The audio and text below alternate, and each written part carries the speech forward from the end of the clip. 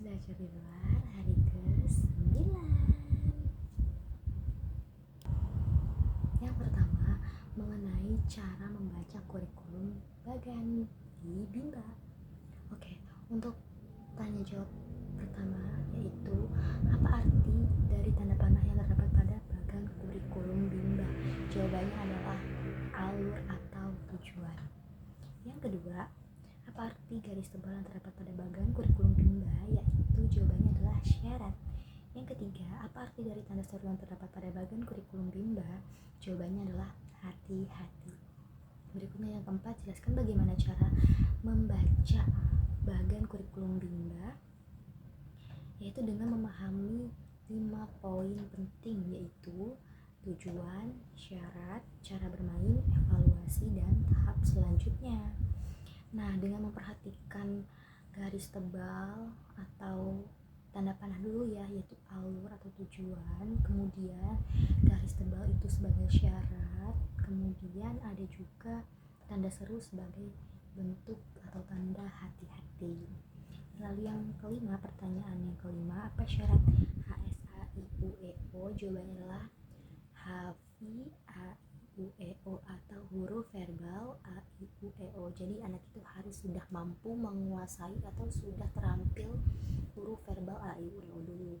Yang keenam adalah apa syarat modul B1A, yaitu harus terampil huruf verbal BDGK MPSI dan D4HVK atau HVBDGK MPSI adalah huruf verbal BDGK MPSI dan D4HVK adalah dikte 4 huruf verbal kembar gitu. Yang ketujuh, apa syarat modul B1B? Yaitu harus terampil dulu di B1A nya, terus harus terampil juga di huruf verbal JLM TRC serta terampil di D4HVS atau dikte 4 huruf verbal sederhana. Yang ke-8, apa syarat D4HVS? Yaitu harus terampil dulu B1B. Selanjutnya ke-9, apa tahap selanjutnya setelah 4 huruf verbal kembar atau 4HVK? Jawabannya adalah 4HVK dan D4HVK. Yang ke-10, apa tahap selanjutnya setelah B1A? Jawabannya adalah syaratnya. Yang perlu diperhatikan adalah tetap berhati-hati di B1B. Perhatikan dulu anak ini sudah terampil belum, lihat dari bagaimana cara anak itu ekspresinya seperti apa, sudah senang, semangat, antusias belum ketika kita coba atau latih anak berulang-ulang. Yang ke-11 ya, apa tahap selanjutnya setelah B1E? Jadi jawabannya adalah syaratnya harus B1F dan juga B4. Oke. Dan yang ke-12, apa tahap selanjutnya setelah B1? Mohon maaf. Yang ke-12 itu apa tahap selanjutnya setelah B4? Jawabannya adalah harus memenuhi syarat dulu untuk ke B5 gitu. Maaf ya. Oke, kita lanjut lagi ke bagian yang B, yaitu tentang mengenai tahap persiapan berikutnya. Yang pertama, pertanyaannya adalah apa pengertian dari tahap persiapan?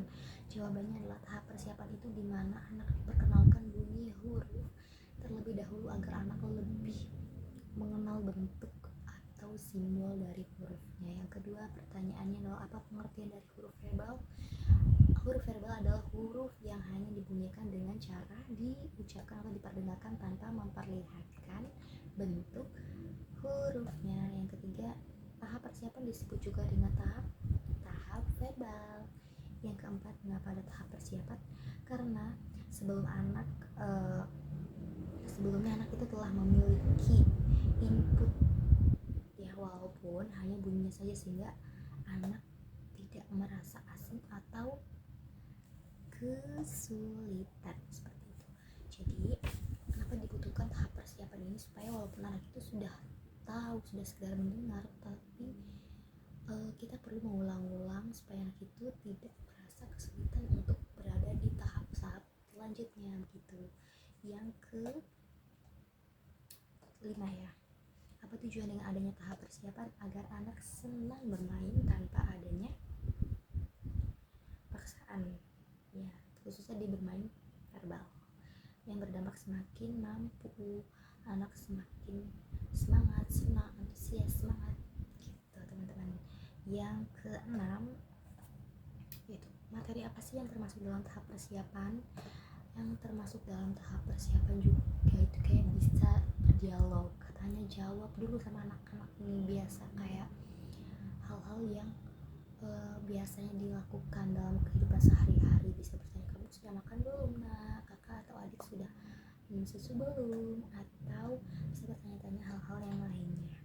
Yang ketujuh, bagaimana cara penyampaian motivator dalam tahap persiapan, yaitu mengenalkan dulu huruf verbalnya seperti A, I, U, E, O, HV, A, I, U, E, O, HV, B, D, G, K, M, P, S, Y, HV, J, L, N, T, R, C, atau 4HVK, 4HVS, 5HVS, D4HVK, D4HVS, dan D5HVS teman-teman.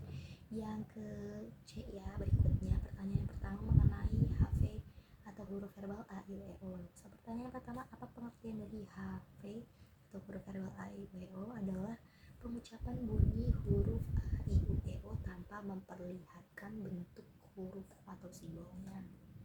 Kedua, apa sih tujuan utama dan tujuan khusus dari huruf verbal A, I, U, E, O? Untuk tujuan umum ya, atau tujuan utama, itu anak itu harus menyukai dulu kegiatan bermain huruf verbal A, I, U, E, O. Terus tujuan khususnya itu supaya anak itu terampil mengucapkan huruf verbal A, I, U, E, O. Yang ketiga sih pertanyaan, bagaimana cara agar motivator mengenalkan huruf verbal A, I, U, E, O? Itu bisa dilakukan dengan cara yel Bimba. Contohnya Bimba A, I, U, E, O, A, I, U, E, O. Oke. Selanjutnya bagian D tentang huruf verbal BDG KMPSY. Yang pertama pertanyaannya, apa sih pengertian dari huruf verbal BDG KMPSY? Huruf verbal BDG KMPSY itu adalah huruf yang pengucapan atau bunyi pengucapannya itu dari huruf B, D, G, K, M, P, S, Y teman-teman, tanpa memperlihatkan bentuk simbol atau hurufnya gitu. Yang kedua, apa sih tujuan utama dan tujuan khusus ya dari kegiatan bermain huruf verbal A, I, U, E, O itu? Untuk tujuan utamanya agar anak itu menyukai nih huruf verbal A, I, U, E, O. Lalu untuk tujuan khususnya, anak itu terampil mengucapkan bunyi huruf verbal A, I, U, E, O nya.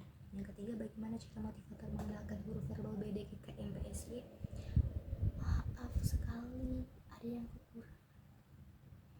Untuk huruf mengenalkan huruf verbal B, D, G, K, M, P, S, Y itu dengan cara motivator mencontohkan terlebih dahulu pengucapannya secara perlahan dan berulang agar cara itu bisa lebih menyenangkan, lebih mudah masuk, dan anak dapat terus menirukan. Seperti yang kedua, dengan motivator itu mengajak anak menirukan huruf B, D, G, K, M, P, S, Y dengan cara yang menyenangkan atau fun learning teman-teman.